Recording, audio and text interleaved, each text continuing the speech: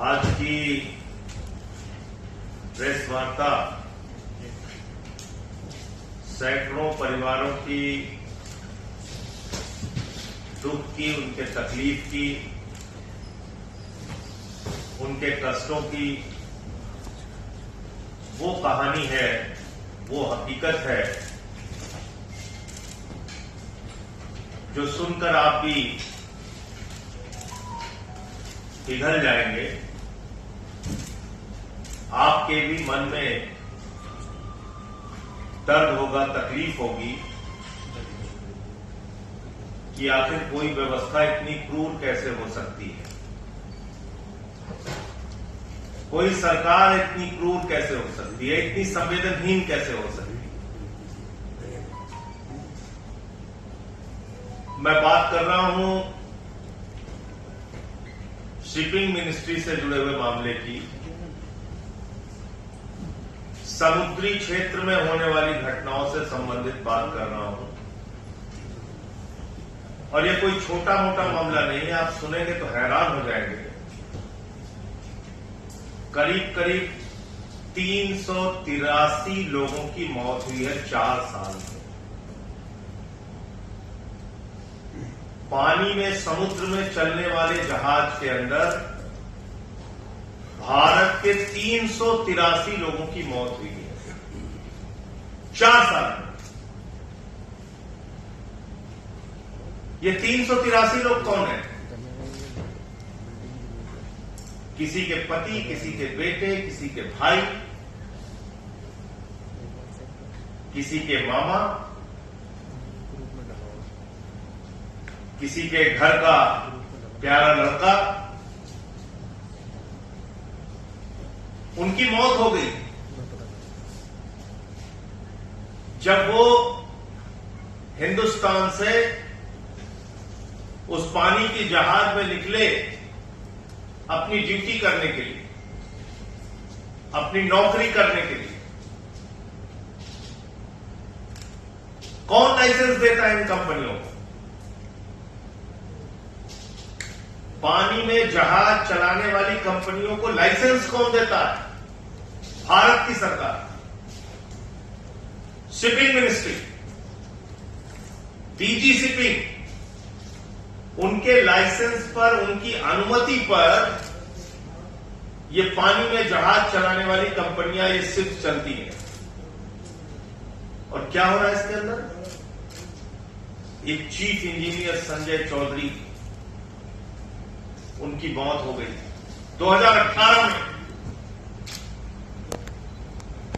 उनकी पत्नी यहां पे मौजूद है, जो सबसे किनारे आते हैं।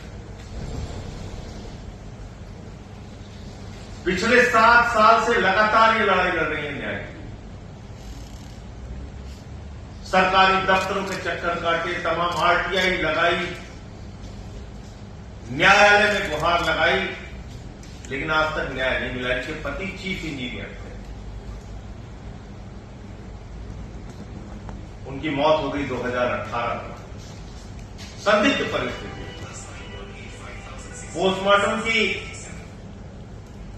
पोस्टमार्टम की रिपोर्ट है कि गला दबाकर उनकी हत्या की गई। आज तक कोई कार्रवाई नहीं। किसने हत्या की, किसी पे कोई कार्रवाई नहीं, कोई जिम्मेदार नहीं।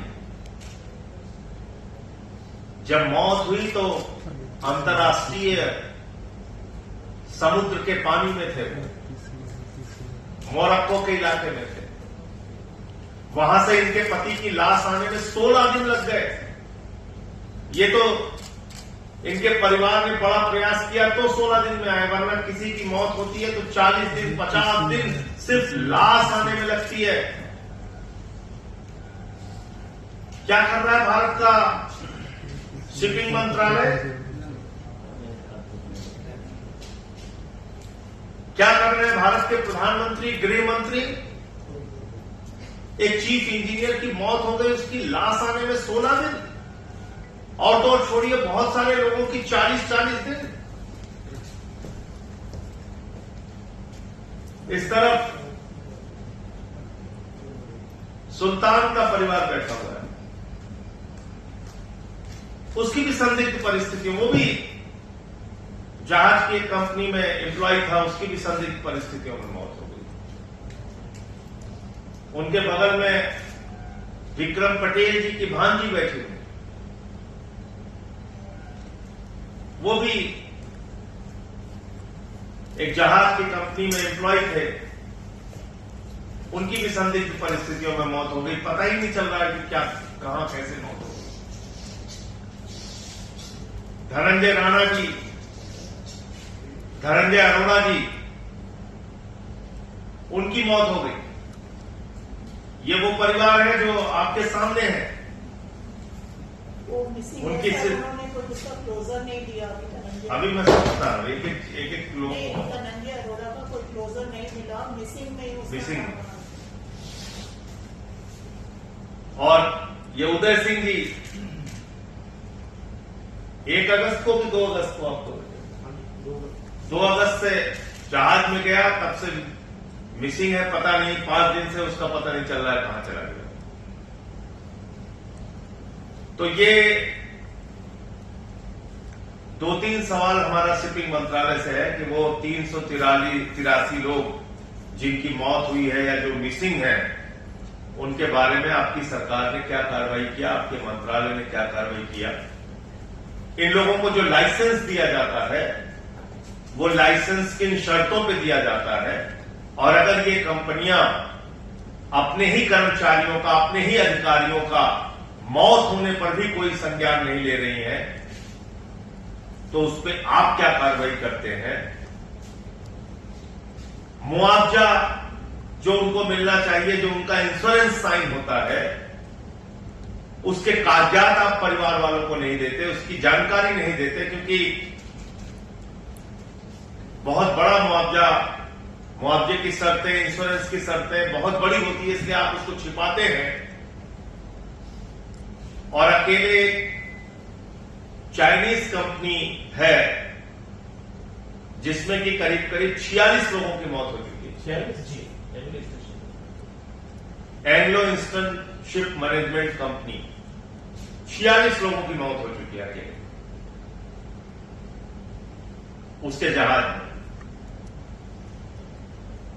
और सब ऐसे ही धक्के खा रहे हैं, सब ठोकरे खा रहे हैं।